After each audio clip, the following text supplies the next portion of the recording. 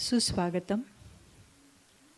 Me Jyoti Deshpande, harmony in symphony या ग्रुपतर्फे आपणा सर्वांचं, उपस्थित अशा संगीत रसिकांचं, गानरसिकांचं मनापासून स्वागत करते.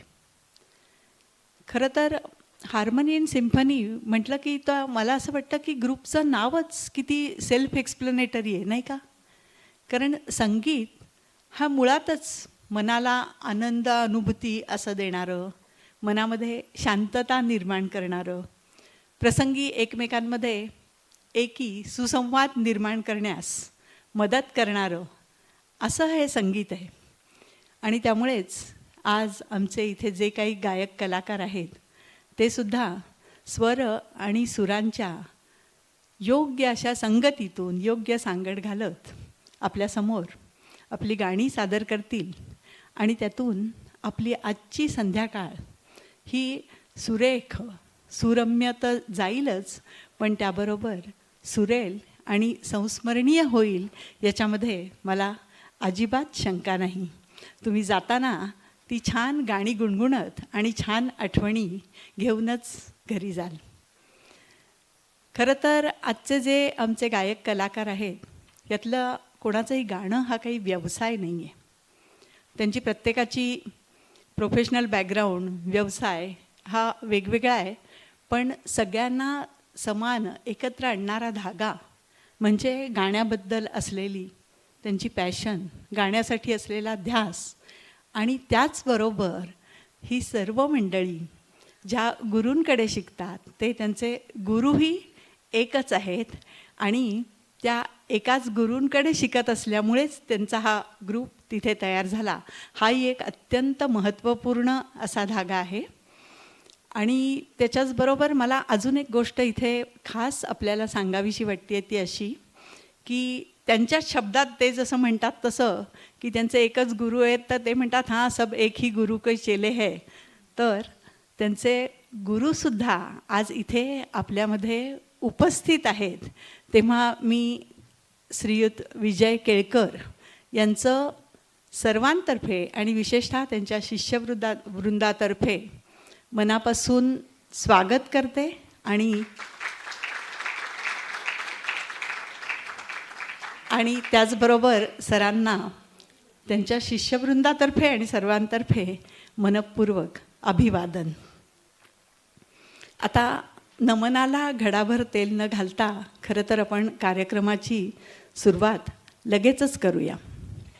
कुठलाही धार्मिक, सांस्कृतिक कुठलाही कार्यक्रम असू दे, खरं म्हणजे आपण बाप्पांचा आशीर्वाद घेतल्याशिवाय काही पुढे जात नाही, कारण तो विघ्नहर्ता आहे.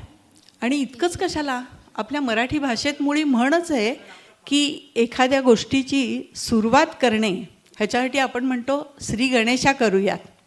तेव्हा अर्थातच श्री गणेशा, श्री गणेश वंदनानी ऐकूयात प्रार्थना श्रुतीकडून. वक्रतुंड महाकाय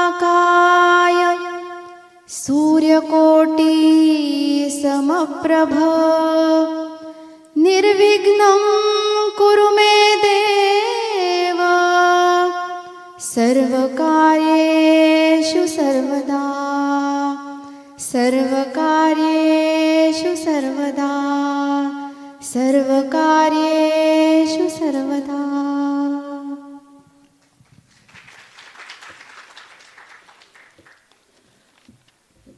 भारतीय संगीत क्षेत्रामध्ये हिंदी सिनेसंगीताची व्याप्ती, त्याचा आवाका हा किती मोठा आहे आणि त्याची लोकप्रियता किती मोठी आहे हे काही मी नव्याने सांगायला पाहिजे असं अजिबात नाही.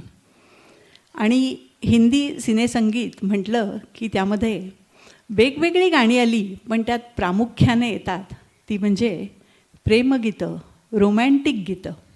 आणि खरं सांगायचं तर मानव या पृथ्वीवर आल्यापासून किंवा मानवाची उत्पत्ती झाल्यापासून, निर्मिती झाल्यापासून म्हणूया आपण की प्रेम ही भावना, स्त्री पुरुष यांच्यातलं आकर्षण, प्रियकर प्रेयसी, पती पत्नी यांच्यातलं आणि विविध प्रकारच्या प्रेमाचे जे पैलू आहेत ते उलगडून दाखवणारी अनेक गाणी हिंदी चित्रपटामध्ये आपल्याला आढळतात.